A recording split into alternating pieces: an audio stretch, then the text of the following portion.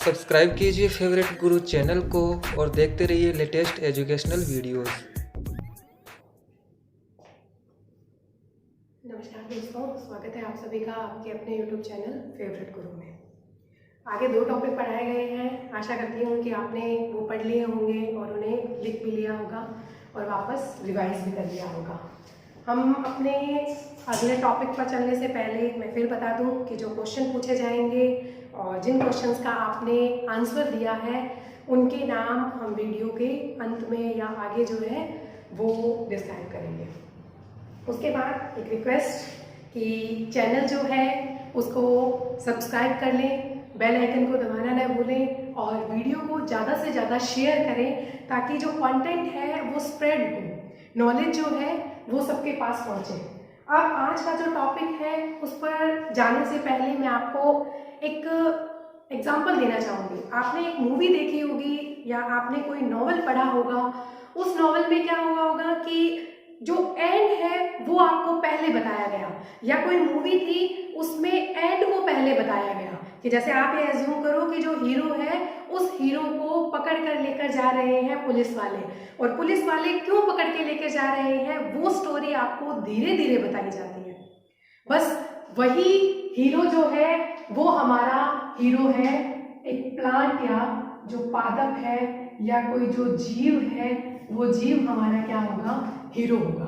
अब उसके बाद अब हमने स्टोरी जो है वो स्टार्ट की और या यूँ कहूँ कि हीरो ने अपनी स्टोरी डिस्क्राइब करना शुरू किया। जब स्टोरी डिस्क्राइब करना शुरू किया तब ये बताया कि कोई पादप या जीव जो होता है उस जीव में कई सारे तंत्र मिलते हैं। उन तंत्र को हम कहते हैं क्या, सिस्टम्स। उसके बाद वो तंत्र जो है उन तंत्रों में कई सारे आपको अंग मिलेंगे, अंग या जिनको आप कहते हो ऑर्गन्स। उसके बाद अंग जो होंगे वो उत्तकों से मिलकर बने होंगे, या उत्तक जो है टिश्यू से कहा जाता है, टिश्यू से मिलकर बने होते हैं। और जो टिश्यू है वो कई सारी सेल्स से या मैं कहूँ कि कई सारी कोशिका से मिलकर बने होते हैं। मतलब ये जो एंड था वो एंड कहाँ पर आकर रुका, वो एंड आकर रुका कोशिका पर। तो कहने का मतलब ये हुआ कि कोई भी पादप शरीर है या कोई भी जंतु शरीर है, उस पादप या जंतु शरीर की जो इकाई होगी, जो उसका रूट होगा, जो उसका बेस होगा, वो बेस क्या होगा, कोशिका होगी। अब यही कोशिका जो है वो हमारा आज का टॉपिक रहेगा, सेल या कोशिका। हाँ जी, सेल या कोशिका। अब देखो, जैसे आपने ये देखा होगा कि जो एक मकान है या एक घर है वो कई सारी ईंटों से मिलकर बना होता है। सेम वैसे ही किसी भी पादप या जीव का जो शरीर होगा वो किसका बना होगा, सेल्स या कोशिकाओं से मिलकर बना होगा। तो यहाँ से परिभाषा, डेफिनेशन जो है वो निकलकर सामने आ जाती है कि कोशिका या सेल जो है वो क्या होती है। कोशिका या सेल जो है वो क्या होती है, तो क्या होगी कोशिका या सेल, किसी भी पादप या जंतु की, कोई भी पादप है या कोई भी जंतु है, उस पादप या जंतु की संरचनात्मक, अभी मैं बता दूंगी संरचनात्मक क्यों कहा और क्रियात्मक क्यों कहा, संरचनात्मक प्लस क्रियात्मक इकाई, क्रियात्मक इकाई जो है वो क्या कहलाती है, कोशिका कहलाती है। या आपने यूं सुना होगा कि किसी भी पादप या जंतु शरीर की स्ट्रक्चरल और फंक्शनल यूनिट जो होती है वो क्या कहलाती है, सेल कहलाती है। संरचनात्मक व क्रियात्मक इकाई। अब बात आती है कि संरचनात्मक और क्रियात्मक क्यों कहा गया, क्योंकि जितना भी प्लांट है और जितने भी ह्यूमन बॉडीज है, चाहे जितने भी जीव हैं, वो उनकी संरचना किससे मिलकर बनी हुई है, कोशिकाओं से मिलकर बनी हुई है। और प्रत्येक कोशिका जो है वो क्रियाएं करती है, इसीलिए इसे क्या कहा गया, संरचनात्मक व क्रियात्मक इकाई कहा गया। आई होप ये चीज यहाँ से क्लियर हो गई होगी और आपको रटने की कोई आवश्यकता नहीं है। जो नाम है उसी से आपकी डेफिनेशन जो है वो निकल कर सामने आ जाएगी। कि कोशिका क्या है, किसी भी पादप या जंतु की संरचनात्मक या क्रियात्मक इकाई जो है वो कोशिका कहलाती है। अब देखिए, जब कोशिका है तो उस कोशिका के कोई ना कोई खोजकर्ता होंगे। तो जो पहले खोजकर्ता थे वो थे रॉबर्ट हुक, और इनका नाम जो है रॉबर्ट हुक का, कोशिका का नाम लेते ही रॉबर्ट हुक का नाम जो है वो अपने आप याद आ जाता है। लेकिन ये ध्यान रखना कि रॉबर्ट हुक ने 1665 में 1665 में कोशिका तो खोजी थी, लेकिन कौन सी कोशिका खोजी थी? एक मृत कोशिका खोजी, एक डेड सेल जो है, डेड सेल के बारे में इन्होंने बताया था। अब यहाँ पर देखो, दो क्वेश्चन क्रिएट होते हैं। एक क्वेश्चन ऐसे पूछा जाता है कि कोशिका के खोजकर्ता कौन है, तो कोशिका के खोजकर्ता आ जाए तो रॉबर्ट हुक होगा। अब यदि क्वेश्चन चेंज हो जाए और ये कहा जाए कि मृत कोशिका के खोजकर्ता कौन थे, तो रॉबर्ट हुक होगा। लेकिन तीसरा क्वेश्चन जो है वो ये भी बनता है कि जीवित कोशिका के खोजकर्ता कौन थे। तो जब मृत इन्होंने खोजी थी तो जीवित कोशिका के खोजकर्ता कौन थे, उस पर भी हम चलेंगे। लेकिन उससे पहले मैं ये बता दूं कि इन्होंने मृत कोशिकाओं की जो खोज की थी वो की थी कॉर्क से। कॉर्क जो है वो एक कोशिकाओं का मृत समूह होता है, और वहां पर उन्होंने बताया कि कोशिका जो होती है वो खोखली कोटर के समान, खोखली कोटर के समान, या यूं कहूं कि मधुमक्खी के छत्ते से जब मधुमक्खियां उड़ जाती हैं तो पीछे बची हुई जो संरचना होगी वही आपको किसकी मिलेगी? कोशिकाओं की संरचना मिलेगी। अब इन्होंने कॉर्क से खोजा। कॉर्क जो है उसे कॉर्क को क्वारस सुबेरस कहा जाता है। अब क्वारस सुबेरस जो है इसका वाणिज्यिक उपयोग होता है। वाणिज्यिक उपयोग से मतलब है कि जो हार्ड बोटल्स के ढक्कन होते हैं, लकड़ी के जो ढक्कन बनाए जाते हैं वो इसी कॉर्क से बनाए जाते हैं। अब हमने जो तीसरे क्वेश्चन की बात की थी कि आपका तीसरा क्वेश्चन जो बनता है कि जब मृत कोशिकाओं के खोजकर्ता रॉबर्ट हुक थे तो जीवित कोशिका के खोजकर्ता कौन थे? तो जीवित कोशिका के जो खोजकर्ता थे, जीवित कोशिका के जिसमें जीवन है, उस जीवित कोशिका के खोजकर्ता थे Anton von Leeuwenhoek. Anton von Leeuwenhoek जो है उन्होंने कोशिका की खोज कहां से की थी? इन्होंने की थी जीवाणु से, इन्होंने खोज की थी शुक्राणु से, और एक और इन्होंने जो खोज की थी वो की थी दांत के मैल से, कि दांतों पर जो परत पाई जाती है, जो दांतों पर कवर होता है, उसके अंदर जो है वो जीवित कोशिकाएं पाई जाती है, क्योंकि उस मैल में जो है वो आपको बैक्टीरिया मिलेंगे और उसी बैक्टीरिया में जो है वो क्या मिलेगी? आपको कोशिका प्राप्त होगी, कोशिका मिलेगी। अब इन्होंने कोशिका नाम नहीं दिया था, जो ल्यूवेनहॉक थे, ल्यूवेनहॉक ने उन्हें जो है वो नाम दिया था एनिमक्यूल।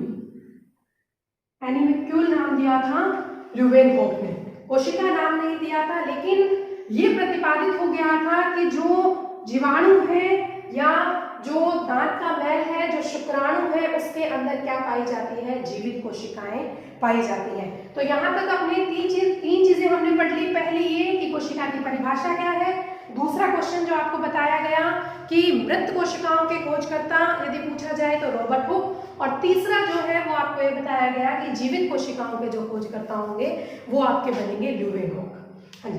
अब उसके बाद देखिए, अब बात आती है कि जैसे आपने बायोलॉजी पढ़ा था, बायोलॉजी में आपने जूलॉजी पढ़ा, जूलॉजी में आप जूलॉजी और बॉटनी पढ़ा, उसके बाद इसी तरीके से कोशिका का जो अध्ययन होगा, कोशिका का जो अध्ययन है उसे कहा जाता है कोशिका विज्ञान। कोशिका विज्ञान। अब कोशिका विज्ञान कहा जाता है, इंग्लिश में जिसे कहते हैं साइटोलॉजी। और मैंने आपको पहले भी बताया था कि इनके जितने भी नाम होंगे इनको आप दो पार्ट में डिवाइड कर लीजिए, एक तो आएगा साइटो और एक आएगा लॉजी। साइटो जो है उसका अर्थ होता है सेलुला, या आगे इसका अर्थ आता है सेल, और लॉजी जिसका अर्थ आता है टू स्टडी। मतलब यहां से भी आपकी कोशिका की एक परिभाषा बन जाती है कि कोशिकाओं का अध्ययन क्या कहलाता है? कोशिका विज्ञान कहलाता कहलाता है, या यूं कह सकते हैं कि विज्ञान की वह शाखा जिसके अंतर्गत हम कोशिकाओं का अध्ययन करते हैं वो कोशिका विज्ञान कहलाती है। उसके बाद देखिए कि यहाँ से साइटोलॉजी के बारे में बता दिया गया, कोशिका अध्ययन के बारे में कि कोशिकाओं का अध्ययन जो है वो क्या कहलाएगा, कोशिका विज्ञान कहलाएगा। जीवित या मृत जो है वो कोशिकाएं होंगी। उसके बाद देखो कि कोई भी जो कोशिका है उसके अंदर जीवन है या नहीं है, उसके बारे में बताने के लिए दो वैज्ञानिक आए थे, शिल्डन और स्वान। शिल्डन और स्वान जो थे, जैसे दो वैज्ञानिक थे शिल्डन और स्वान। जो स्वान थे, शिल्डन जो थे वो थे पादपविद, मतलब पादपों पर अध्ययन करने वाले थे, और जो स्वान थे वो थे जंतुविद, मतलब जंतुओं पर अध्ययन करता थे। शिल्डन और स्वान जो थे उन्होंने दिया था कोशिका सिद्धांत। यहाँ पर कोशिका सिद्धांत पर जाने से पहले मैं आपको ये बता दूं कि सिद्धांत होता क्या है। जैसे आपने प्रेक्षण सुना होगा, प्रेक्षण के बाद जो है वो आती है परिकल्पना, और परिकल्पना के बाद जो है वो आता है सिद्धांत, और सिद्धांत जो है उसके बाद आते हैं नियम। यहाँ पर प्रेक्षण क्या हुआ, प्रेक्षण होता है अवलोकन करना, कि आपने किसी चीज को देखा या आपने कुछ सोच विचार किया या आपने जो है उसको विजुअलाइज किया। जब विजुअलाइज किया तो वो प्रेक्षण होगा। उसके बाद आता है परिकल्पना। परिकल्पना कहा जाता है हाइपोथेसिस करना। हाइपोथेसिस करना, एक रफ मॉडल बनाना, या यूं कह सकती हूँ कि एक रफ कार्य जो होता है, वो रफ कार्य जो आपके दिमाग में चल रहा है और उसको आपने रफ कॉपी पर उतार दिया, वो आपकी एक परिकल्पना होगी। और उस परिकल्पना का जब आपने फेयर कर दिया, उस परिकल्पना को जब आपने प्रतिपादित कर दिया, तब वो बन जाते हैं सिद्धांत। और एक सिद्धांत को जब बार बार सत्य स्थापित कर दिया जाता है, सिद्धांत को जब सत्य स्थापित कर दिया जाता है तो वो बनते हैं नियम। अब एक जो मेजर डिफरेंस है वो ये कि सिद्धांत जो होता है, सिद्धांत को अमान्य किया जा सकता है। अमान्य से मतलब है कि सिद्धांत में आपको अपवाद मिल सकते हैं, लेकिन नियम जो है, नियमों को अमान्य नहीं किया जा सकता। ये नियमों में सत्यता होती है। जैसे आपने a+b² जो है वो सुना होगा कि a²+b²+2ab होगा, तो मतलब वो होगा ही होगा, चाहे वो किसी भी जगह आप अप्लाई कर रहे हो, तो वो उस गणित का क्या है, एक नियम है। जैसे ही न्यूटन के गति के नियम आपने पढ़े हैं, सर ने पढ़ाए हैं, तो वही जो नियम जो होंगे उनको अमान्य नहीं किया जा सकता। तो हम वापस आते हैं हमारे कोशिका सिद्धांत की तरफ कि शिल्डन और स्वान जो थे, वो शिल्डन पादपों पर कार्य कर रहे थे और स्वान जो थे वो जंतुओं पर कार्य कर रहे थे, लेकिन इनका जो कंक्लूजन था, इनका जो रिजल्ट था, वो रिजल्ट एक ही निकल कर सामने आया। इनके रिजल्ट में इन्होंने एक बात तो ये कही कि प्रत्येक जीव जो होगा प्रत्येक जीव जो होगा वो जीव किसका बना होता है, कोशिका का बना होता है। प्रत्येक जीव किसका बना होगा, कोशिका का बना होगा। दूसरा, इन्होंने ये प्रतिपादित किया कि चाहे पादप हो चाहे जंतु हो, क्योंकि जो शिल्डन थे उन्होंने कहा कि पादपों में कोशिका होती है और स्वान ने कहा कि जंतु में भी कोशिका होती है, तो इन्होंने एक कंक्लूजन रिजल्ट ये बता दिया कि पादप और जंतु दोनों जो होंगे, दोनों किसके बने होते हैं, कोशिका के बने होते हैं।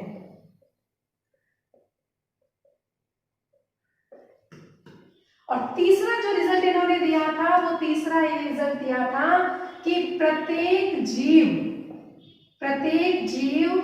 की उत्पत्ति जो है वो किससे होती है, प्रत्येक जीव की उत्पत्ति एक कोशिका से होती है। प्रारंभ में आपको एक कोशिका मिलेगी, उसी एक कोशिका से पूरे के पूरे जीव की उत्पत्ति हो जाती है, पूरे के पूरे जीव का निर्माण हो जाता है। अब हम बात कर रहे थे सिद्धांत की कि सिद्धांत वो होंगे जिनमें कोई अमान्यता आ जाए या कोई अपवाद आ जाए। तो जो कोशिका सिद्धांत है उसका अपवाद लेकर आए थे विर्चो, और जो विर्चो थे उन्होंने कोशिका सिद्धांत को मॉडिफाइड कर दिया। मॉडिफाइड से मतलब है कि कुछ परिवर्तन किया इन्होंने कोशिका सिद्धांत में, और वो परिवर्तन क्या था और इन्होंने अपवाद क्या बताया था? अपवाद इन्होंने बताया था वायरस, कि वायरस जो होता है वो क्या होगा, आपके इस कोशिका सिद्धांत का अपवाद है। अब क्यों अपवाद है? अब इन्होंने कहा कि प्रत्येक जीव जो होता है वो किसका बना होता है? कोशिका का बना होता है, लेकिन वायरस वो है जो कोशिका की स्थिति तक पहुंच ही नहीं पाते हैं। मतलब वो ऐसी स्थिति में है कि वो परजीवी भी है और निर्जीव भी है, मतलब सजीव और निर्जीव दोनों है वायरस। जैसे यदि वायरस किसी पादप पर है या किसी जंतु पर आश्रित है तो वो सजीव की तरह कार्य करेगा, वो उससे भोजन प्राप्त करेगा। और यदि वायरस को आप किसी परपोषी से अलग कर देते हो तो वो क्या करेगा? वो निर्जीव की भांति कार्य करेगा। लास्ट वीडियो में आपसे इसी पर एक क्वेश्चन पूछा गया था कि वायरस जो है उसके खोजकर्ता कौन है, तो आप लोगों में से ही आंसर आए हैं। पहले मैं आपको डिटेल में बता देती हूँ कि वायरस जो है उसके खोजकर्ता थे डीजे इवानोव्स्की। डीजे इवानोव्स्की जो थे, इन्होंने, जिसे डीवी मित्रा भी कहा जाता है, डीजे इवानोव्स्की जो थे, इन्होंने ये बताया था कि प्रत्येक पादप और जंतु जो होगा वो कोशिका का तो बना होगा, लेकिन एक ऐसे जीव भी हैं जिनकी आकृति जो है वो बहुत ही छोटी है, बहुत ही सूक्ष्म है, और वो जीवाणु वाले फिल्ट्रेशन से भी फिल्ट्रित हो जाते हैं। तो वायरस इन्होंने नाम नहीं दिया था, इन्होंने बस ये कहा था कि वो एक फ्लूइड है, वो एक तरल पदार्थ है, वो एक तरल द्रव्य है। उसके बाद एक वैज्ञानिक आए थे बेंजेरिक, जो वैज्ञानिक आए थे बेंजेरिक, उन्होंने ये नाम दिया था वायरस का। उसके बाद यहाँ पर देखो, हम बात कर रहे थे कोशिका सिद्धांत की, वापस हमारी जो विषय वस्तु है उसकी तरफ आते हैं। जो टॉपिक हम पढ़ रहे थे कोशिका सिद्धांत के बारे में, कि कोशिका सिद्धांत जो है उसका मॉडिफिकेशन जो है, मॉडिफिकेशन कर दिया गया। किसने किया मॉडिफिकेशन? ये किया था विर्चोव ने। और जब ये मॉडिफिकेशन हुआ तब इन्होंने वापस वही बातें कुछ दोहराई थी कि नंबर फर्स्ट जो मैंने आपको बताया कि प्रत्येक जीव की संरचनात्मक प्लस क्रियात्मक इकाई क्या होगी? प्रत्येक जीव की संरचनात्मक और क्रियात्मक इकाई क्या है? कोशिका है। इन्होंने ये भी कहा कि प्रत्येक जीव जो होगा उसका निर्माण जो होता है, उसकी उत्पत्ति जो होती है वो कोशिका से ही होती है। लेकिन जो मॉडिफिकेशन था वो ये था कि एक कोशिका, ध्यान से सुनिएगा, एक कोशिका पूरे के पूरे जीव का निर्माण कर सकती है, कि एक कोशिका जो है वो पूरे जीव का निर्माण कर सकती है।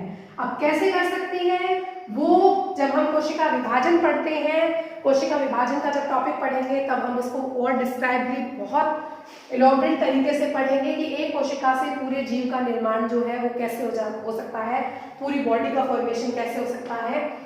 यहाँ पर ये हमने कोशिका सिद्धांत पढ़ लिया। यहाँ से आपके जो क्वेश्चन है वो कभी कभार पूछा जाता है कि कोशिका सिद्धांत का अपवाद क्या था, तो कोशिका सिद्धांत का अपवाद वायरस था। या आपसे ये पूछा जाता है कि कोशिका जो है उसके सजीव और निर्जीव की जो योजक कड़ी है वो कौन सी है, तो सजीव और निर्जीव की जो योजक कड़ी है वो वायरस कहलाती है। अब हम बढ़ते हैं हमारे अगले स्टेप, कोशिका के अगले स्टेप की तरफ। अगले स्टेप पर जाने से पहले आपको कहीं पर भी कॉपी में साइड में ये लिखकर रख लेना है कि केंद्रक जो है, अभी बताऊंगी कि केंद्रक क्या होता है। केंद्रक जो है उसकी खोज रॉबर्ट ब्राउन ने की थी। बस आपको अभी ये जो है वो कहीं पर भी पेज पर या कहीं आप नोट्स बना रहे हैं या आप पढ़ रहे हैं तो कहीं पर भी आप लिख कर रख लीजिएगा कि केंद्रक की खोज जो है वो किसने की थी? रॉबर्ट ब्राउन ने की थी। हाँ जी, ये क्यों बताया गया है इसका रिजल्ट भी आपको मिल जाएगा। कोशिका जो है उसको अब विभाजित करना शुरू किया गया, मतलब कोशिका के अंदर जो है वो कौन से अंगक पाए जाते हैं या कोशिका की क्रियाविधि किस प्रकार होती है, ये बताने के लिए कोशिका को डिस्क्राइब किया गया। मतलब यूं कह सकते हो कि सेल बायोलॉजी के क्षेत्र में कार्य करना प्रारंभ किया गया। सेल बायोलॉजी के क्षेत्र में जब कार्य करना प्रारंभ किया गया तब एक रिजल्ट निकलकर सामने आया कि पादप और जंतु दोनों का शरीर बना तो कोशिकाओं का होगा, लेकिन दोनों में मुख्य अंतर है। पहला अंतर तो ये कि इनके अंदर कोशिका भित्ति पाई जाती है, कोशिका भित्ति पाई जाती है, जबकि जंतुओं में नहीं पाई जाती। और दूसरा ये कि ये जो होंगे इनमें प्लास्टिड मिलते हैं, प्लास्टिड जिन्हें आप हरित लवक कहते हो, इनमें हरित लवक मिलते हैं, जबकि जंतु में नहीं मिलते। अब देखो कोशिका का कोशिकाओं का भित्ति मतलब कोई दीवार, तो वो कोशिकाएं जिनके बाहर एक मोटा आवरण मिलता है, मोटी भित्ति मिलती है, वो पादप कोशिकाएं होंगी। और जो जंतु कोशिकाएं हैं उनमें इस प्रकार की कोई भित्ति प्राप्त नहीं होती। अभी आपको सिर्फ इतना ही याद रखना है कि पादप और जंतु कोशिका में जो मुख्य अंतर होगा वो अंतर कोशिका भित्ति और प्लास्टिड को लेकर होता है। अब जब और आगे फर्दर स्टडीज की गई, आगे और अध्ययन किया गया, जब अध्ययन किया गया तब ये बताया गया कि एक जो कोशिका है उस कोशिका को आप दो पार्ट में डिवाइड कर दीजिए। पहला पार्ट जो है वो आपके आएगा कोशिका झिल्ली से युक्त वाला, कोशिका झिल्ली से, और दूसरा जो पार्ट आएगा वो आपके आएगा केंद्रक वाला, केंद्रक जिसे हम न्यूक्लियस कहते हैं, और ये जो है वो आपके कहलाती है सेल मेम्ब्रेन या कोशिका झिल्ली। अब कोशिका झिल्ली जो है उसके अंदर आपको क्या क्या मिलेगा? कोशिका झिल्ली को जब आप अंदर देखोगे, कोशिका के अंदर उस आवरण के अंदर की तरफ जाओगे, जैसे आपने एक रूम में एंट्री की, जब रूम में एंट्री की तो आपने देखा कि बहुत सारा सामान पड़ा होगा, तो वैसे ही कोशिका के अंदर क्या क्या प्राप्त हुआ? तो सबसे पहली चीज कि इसके अंदर आपको मिलेगा कोशिका द्रव्य,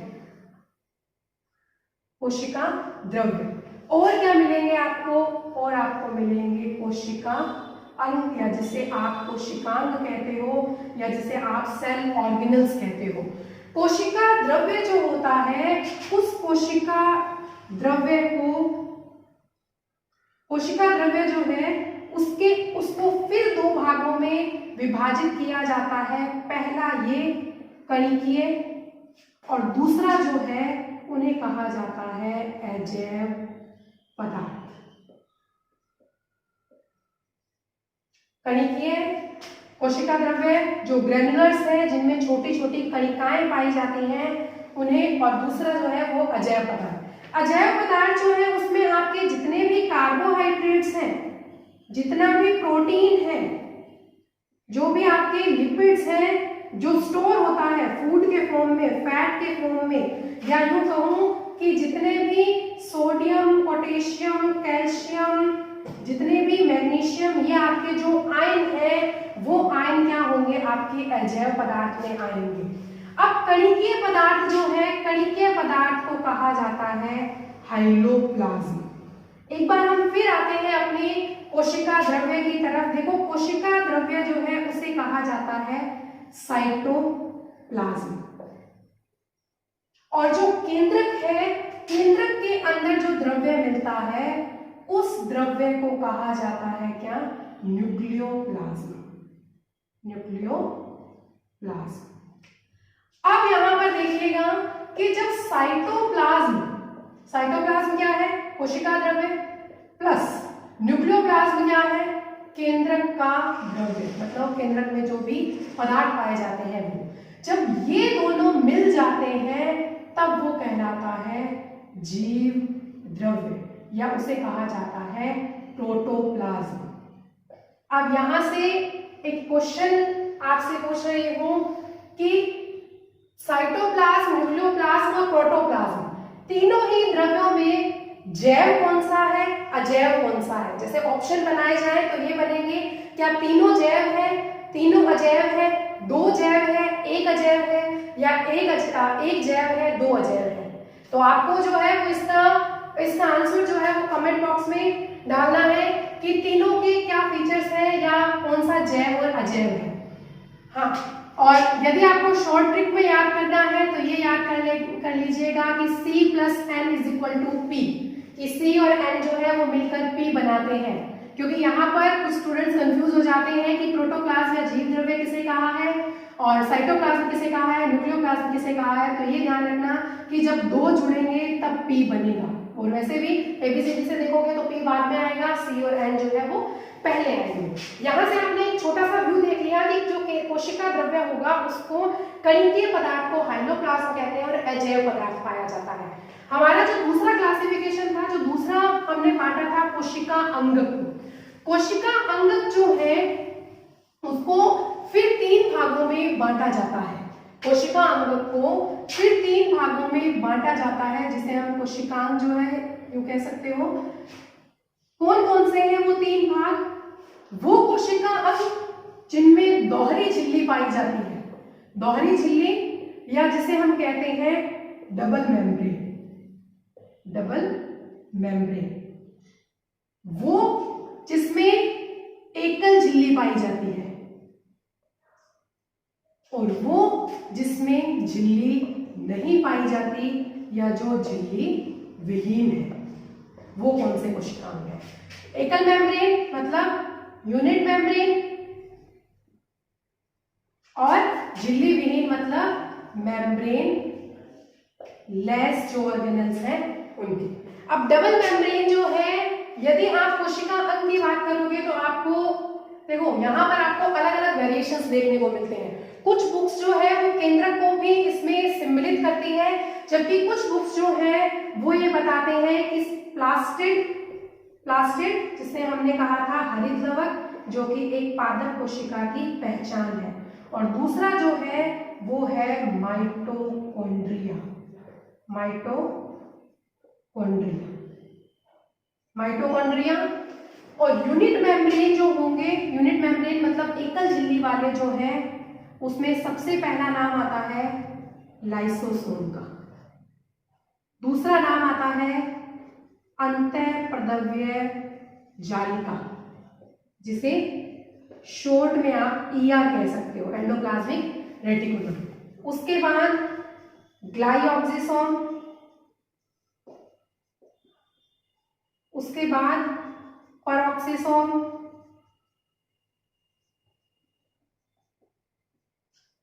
और एक और है इसमें, यहां लिख देती हूँ शायद आपको दिख जाएगा, स्फीरोसोम। अब मेम्ब्रेन लेस जो है, हाँ गोल्जी बॉडी और है, वो लिख लीजिएगा, गोल्जी बॉडी या गोल्जी का। मेम्ब्रेन लेस जो है वो एक ऑर्गेनल है, उसका नाम है राइबोसोम। राइबोसोम जो होता है वो झिल्ली विहीन कोशिका अंगक है। अब यहाँ पर आपने ये कोशिका अंगक जो है इनके बारे में पढ़ लिया कि ये सब कुछ होते हैं। आपको इसकी एक 3D जो पिक्चर है मिल जाएगी, वो आप देख लीजिएगा कोशिका की। उसके आगे की जो फर्दर स्टडी है, डिटेल स्टडी जो है कि इनमें कौन कौन से कोशिका अंगक है, कौन किसकी खोज किसने की थी, ये सारा कुछ जो है वो हम आगे डिस्कस करेंगे। अब हम आते हैं हमारे क्वेश्चंस की तरफ। लास्ट वीडियो में आपसे क्वेश्चन पूछा गया था, एक क्वेश्चन का आंसर तो बता दिया है, DJ इवानोवस्की वायरस की खोज करता। जो पहला क्वेश्चन आपसे पूछा गया था वो क्वेश्चन ये था कि जैव विविधता दिवस जो है वो कब मनाया जाता है। तो पहले वो स्टूडेंट्स जिन्होंने आंसर दिया, रीना और फन टाउन जिन जशन नाम है उनका, उसके बाद सागिर अली और सुमन जनंदरा, आप लोगों ने बहुत अच्छा प्रयास किया। और जो क्वेश्चंस पूछे जाते हैं उनका आप कमेंट डालिए, क्योंकि क्वेश्चन इसीलिए पूछे जा रहे हैं ताकि आपको याद रहे, ज़्यादा से ज़्यादा आप याद कर सको। जो जैव विविधता दिवस है, बायोडाइवर्सिटी डे जो है, वो मनाया जाता है 22 मई को। जो 22 मई अभी हाल फिलहाल गई है, तब बायोडाइवर्सिटी डे, जैव विविधता दिवस मनाया गया था। जैव विविधता है क्या? जीवों या प्रजातियों की बहुल्य संख्या या जीवों या प्रजातियों की जो विविधताएं हैं उनमें उनकी जो वेरिएशंस है वो जैव विविधता कहलाती है। देखो 1992 से पहले जैव विविधता दिवस जो है वो मनाया जाता था 29 दिसंबर को, और उसके बाद जो है 1992 के बाद जो है हमने जैव विविधता दिवस जो है वो 22 मई को कन्वेंशनलाइज कर दिया, मतलब स्थानांतरित कर दिया। क्यों कर दिया? क्योंकि 22 मई जो है उस दिन रियो डी जेनेरो जो है वहां पर पृथ्वी सम्मेलन हुआ था। उसकी महत्वता को देखते हुए हमने जैव विविधता दिवस जो है वो स्थानांतरित कर दिया था। अब आज के जो क्वेश्चन है वो पहला क्वेश्चन ये है कि विश्व ओजोन दिवस जो है वो कब मनाया जाता है, और सेकेंड क्वेश्चन जो है वो ये है पादप जगत का जोकर किसे कहा जाता है। आशा करती हूँ कि आपको ये जो ज्ञान दिया जा रहा है वो यूजफुल होगा और आप इस वीडियो को ज़्यादा से ज़्यादा शेयर करेंगे। धन्यवाद। फिर मिलते हैं। सब्सक्राइब कीजिए फेवरेट गुरु चैनल को और देखते रहिए लेटेस्ट एजुकेशनल वीडियोस।